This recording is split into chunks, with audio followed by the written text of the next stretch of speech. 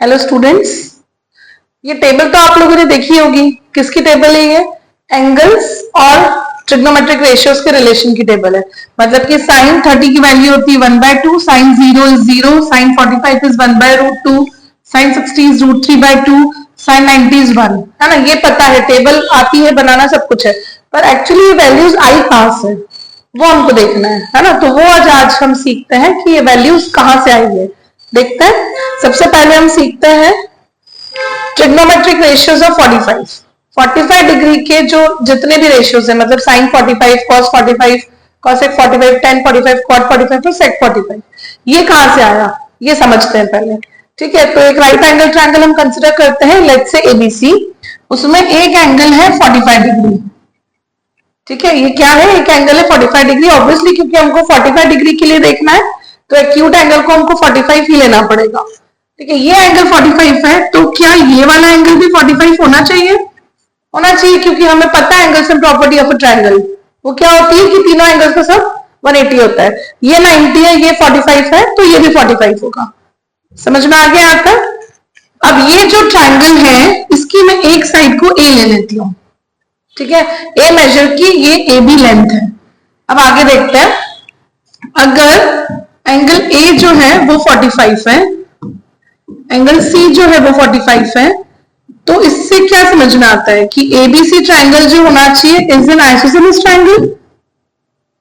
क्या होना चाहिए? ये एक आइसोसेलेस ट्रायंगल होना चाहिए, है ना।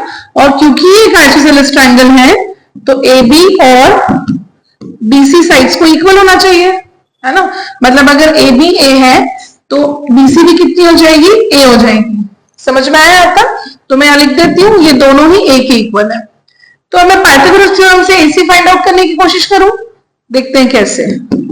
AC square is equal to AB square plus BC square.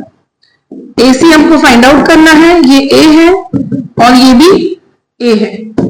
2A square हो गया AC स्क्वायर, AC हो जाएगा √2A square. Root A square पे से हटेगा तो ये हो जाएगा √2A। AC आ गया √2A, ये आ गया है √2A। यहां तक समझ में आया? क्या क्या फाइंड आउट करा हमने ए बी फाइंड आउट करा, मतलब ए बी ए लिया था, वैसे BC भी A है, और AC फाइंड आउट करा वो जो है √2A। समझ आया? अब हम देखते हैं रेशियोज। ठीक है, हमने अगर हम ये ट्रिग्नोमेट्रिक रेशियो ले रहे हैं तो ये बेस हो गया, मतलब ये एंगल ले रहे हैं तो ये बेस हो गया, ये हो गया परपेंडिकुलर और ये हो गया हाइपोटेन्यूज, है ना। अगर हम एंगल ए के लिए रेशियोज फाइंड आउट कर रहे हैं तो साइन ए क्या होता है? साइन ए होता है P/H। परपेंडिकुलर क्या है आपका? A, और H क्या है? Hypotenuse √2A। A से A कैंसिल हुआ तो साइन A जो कि 45 डिग्री था वो हो जाएगा 1/√2। आया समझ में?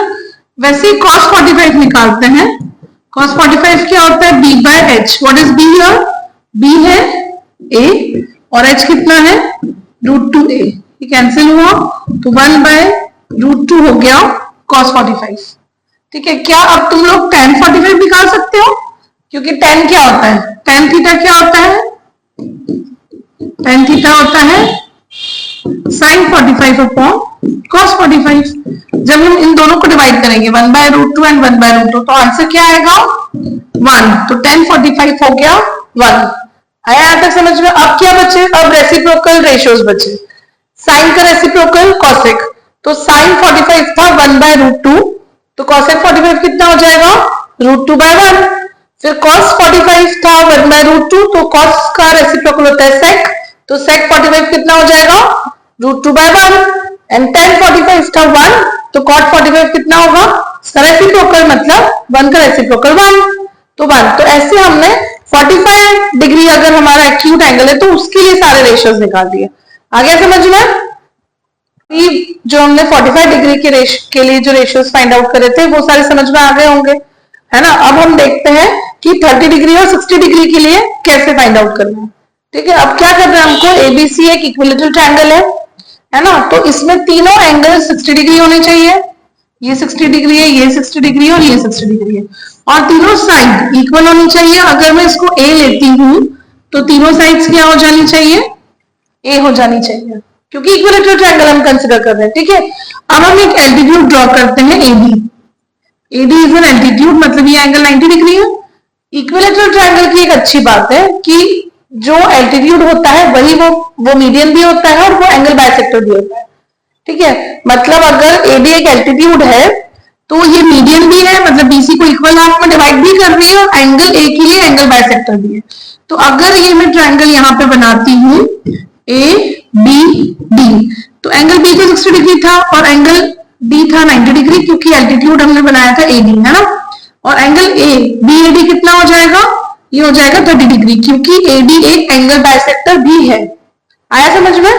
तो ये हमारे लिए ट्रायंगल हो गया एबीडी। अब हम देखते हैं 60 डिग्री का एंगल, वो कैसे फाइंड आउट करते हैं वो देखते हैं। अब एबी साइड थी वो ए थी, बीडी कितना हो जाएगा, क्योंकि बीडी मीडियन है। मीडियन क्या होती है, जो ऑपोजिट साइड को इक्वल हाफ में डिवाइड करे, है ना। तो बीसी अगर ए है तो बीडी हो जाएगा a/2। तो क्या हम एडी फाइंड आउट कर सकते हैं बाय पाइथागोरस थ्योरम? देखते हैं कैसे करेंगे हम। ए बी स्क्वायर जो कि हाइपोटेनियस है is equal to B D square plus A D square. A B कितना है, ए है, बी डी कितना है, a/2 का स्क्वायर और ए डी स्क्वायर हमें फाइंड आउट करना है। A square minus A square upon 4 is equal to A D square. ये हो जाएगा, एलसीएम लेंगे तो 4a square minus A square, तो 3a square upon 4 is equal to A D square. Now AD की value क्या होगी, एडी हो जाएगा, ये स्क्वायर हटेगा तो इधर रूट लग जाएगा, ये हो जाएगा 3a स्क्वायर अपॉन 4। क्योंकि रूट है तो a को हम बाहर ले सकते हैं, √3 हो जाएगा, √3 अपॉन 2, क्योंकि √4 इज इक्वल टू 2। तो एडी की वैल्यू आ गई है √3/2a। मैं यहां लिख देती हूँ √3/2a। यहां तक आ गया समझ में? ठीक है, अब हम वैल्यूज निकालते हैं। अभी हमने जो फाइंड आउट किया उसमें हमने क्या क्या फाइंड आउट किया। हमने देखा कि एबीडी एक ट्रायंगल है जिसमें एबी ए था, बीडी को a/2 माना था और हमने पाइथागोरस थ्योरम से एडी को फाइंड आउट करा था √3/2a। यहां तक आ गया समझ में? और ये वाला एंगल था 60 डिग्री, ये वाला एंगल था 30 डिग्री। ठीक है, अब हम 60 डिग्री के लिए रेशियोज निकालते हैं। ठीक है, साइन 60 क्या होगा, साइन थीटा होता है p/h। तो p क्या है यहाँ पर, अगर ये है एक्यूट एंगल तो ये बेस हो जाएगा और ये परपेंडिकुलर। तो परपेंडिकुलर कितना है, √3/2a अपॉन हाइपोटेनियस। हाइपोटेनियस कितना है a, तो a से कैंसिल हुआ तो ये हो गया √3/2a। साइन 60 आ गया √3/2a, तो cosec 60 कितना होगा, इसका रेसिप्रोकल मतलब 2/√3। a तो कैंसिल हो गया था, 2/√3। आया समझ में? नाउ cos 60 निकालते हैं। cos 60 क्या होता है, b/h। तो बेस क्या है यहाँ पर, a/2 और हाइपोटेनियस कितना है a। a से कैंसिल हुआ तो ये हो गया 1/2। cos 60 हो गया 1/2, तो sec 60 कितना होगा, इसका रेसिप्रोकल 2/1 मतलब 2। अब tan 60 निकालते हैं। tan क्या होता है, वो होता है sin 60 अपॉन cos 60, है ना। तो sin 60 कितना आया था, √3/2। cos 60 कितना आया, 1/2। ये कट हो गया, आंसर इज √3। tan आ गया तो cot 60, tan 60 का रेसिप्रोकल, तो वो हो जाएगा √3 का रेसिप्रोकल मतलब 1/√3।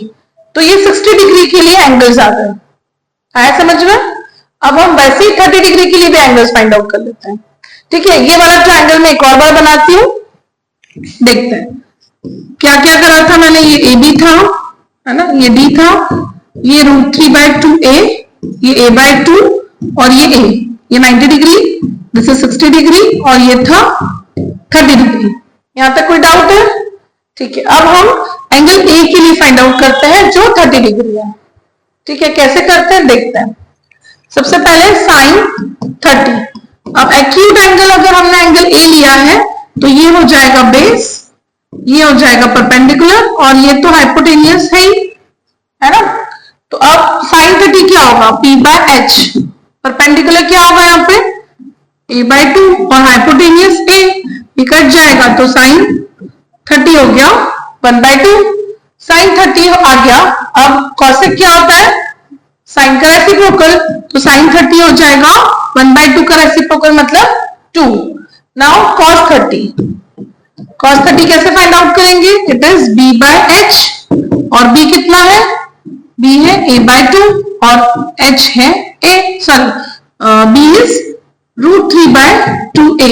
हाँ, ये बेस है क्योंकि हमने ये वाला एक्यूट एंगल लिया है। ये कट जाएगा तो क्या आ जाएगा? √3/2। तो cos 30 इज √3/2। cos का रेसिप्रोकल क्या होता है? sec 30 क्या हो जाएगा? cos 30 का रेसिप्रोकल मतलब 2/√3। ठीक है, अब हम tan निकाल लेते हैं। tan 30 कैसे फाइंड आउट करेंगे?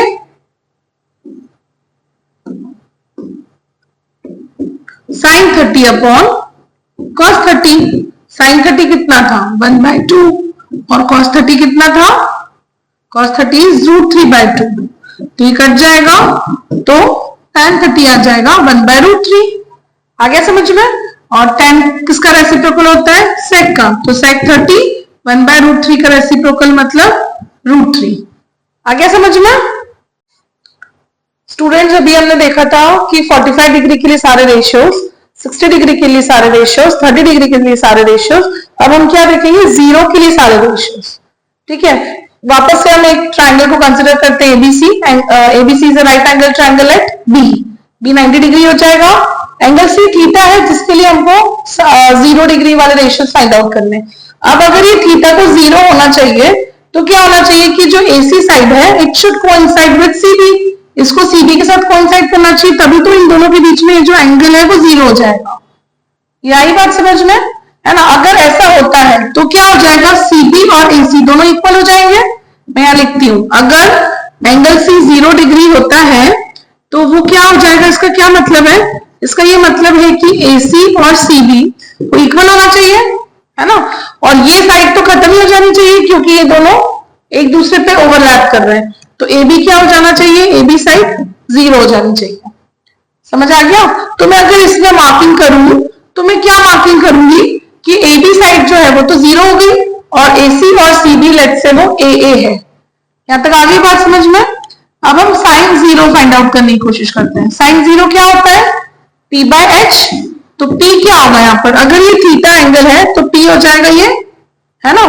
ए बी हो जाएगा परपेंडिकुलर, ये बेस है और ये हाइपोटेन्यूस। तो परपेंडिकुलर है 0 upon A is equal to 0। तो साइन 0 कितना हो गया? 0। अब साइन का रेसिप्रोकल कॉसेक 0। तो कॉसेक क्या होता है? साइन का रेसिप्रोकल। अगर ये 0/1 है तो ये आ जाएगा 1/0 एंड 1/0 इज नॉट डिफाइंड। अब हम निकालते हैं cos 0 की वैल्यू। cos क्या होता है? b by h और बेस क्या है यहाँ पर? a और h क्या है यहाँ पर? a। तो cos 0 is equal to 1। cos का रेसिप्रोकल sec 0 हो जाएगा h by b मतलब a by a, वो भी हो जाएगा 1। नाउ tan क्या होता है? tan होता है sin 0 अपॉन cos 0। तो sin कितना था? sin 0 था 0, cos 0 है 1, तो 0 अपॉन 1 इज इक्वल टू 0। तो ये हमने क्या किया? sin, tan, cos, cosec, sec, cot के 0 वाले एंगल के रेशियोज निकाल लिए। आ गया समझ में? Students, trigonometric ratios of 90 degree. 90 degree के लिए सारे ट्रिग्नोमेट्रिक रेशियोज देखेंगे। ठीक है, वैसे सेम हम एबीसी एक एक्यूट एंगल मतलब राइट एंगल ट्रायंगल कंसीडर करते हैं जिसमें एंगल भी 90 डिग्री है और एंगल सी थीटा है। अब थीटा होना चाहिए 90, है ना? थीटा अगर 90 होगा तो इसका क्या मतलब है कि ये जो एसी साइड है वो धीरे धीरे आगे बढ़नी चाहिए। जैसे इसमें मैंने थोड़ा सा आगे बढ़ाया, ये सी है और आगे बढ़कर ये एबी के साथ कोइंसाइड होना चाहिए, तभी ये एंगल सी जो है वो 90 डिग्री के इक्वल होगा। ये आ गई बात समझ में, है ना? अगर ये ऐसा होता है तो एसी और एबी दोनों इक्वल हो जाने चाहिए। मैं यहाँ पे लिख देती हूँ, अगर थीटा जो है वो 90 डिग्री होता है तो एसी और एबी को इक्वल हो जाना चाहिए, है ना? एसी और एबी इक्वल हो गए और बीसी क्या हो जाना चाहिए? बीसी 0 हो जाना चाहिए क्योंकि एसी जो है वो ओवरलैप कर रहा है एबी को, तो बीसी की वैल्यू कितनी हो जाएगी? 0। आया समझ में? अब मैं यहाँ पे लिख देती हूँ 0। ये दोनों इक्वल है तो इन दोनों को ए और ए नाम दे देते हैं। ठीक है, अब हम निकालते हैं साइन 90। साइन 90 क्या होता है, p बाय एच। परपेंडिकुलर क्या है यहाँ पर, अगर ये वाला थीटा क्योंकि 90 हुआ है तो परपेंडिकुलर है a और हाइपोटेन्यूज भी a, तो साइन 90 इज इक्वल टू 1। फिर cos 90, cos 90 क्या होता है, b बाय एच, बेस क्या है यहाँ पर 0 और हाइपोटेन्यूज इज 1, 0 बाय 1 इज 0। अब हम tan निकाल लेते हैं, tan 90 क्या होगा, sin बाय cos, तो sin 90 1 है और cos 90 0 है, तो 1 बाय 0 इज नॉट डिफाइंड। ठीक है, अब हम इसके आगे के रेसिप्रोकल रेशियोज भी निकाल लेते हैं, समझ में आया। जैसे sin 90 हो गया 1, तो sin का रेसिप्रोकल cosec, तो cosec 90 भी 1 होगा। cos 90 है 0, तो sec 90 क्या हो जाएगा, 1 by 0 which is not defined. और tan 90 है नॉट डिफाइंड, तो tan का उल्टा cot 90 क्या हो जाएगा, 0। समझ में आया। तो ऐसे हमने सारे रेशियोज निकाले और अब वो जो टेबल थी वो हमको बनाना बहुत आसान हो जाएगी। ठीक है।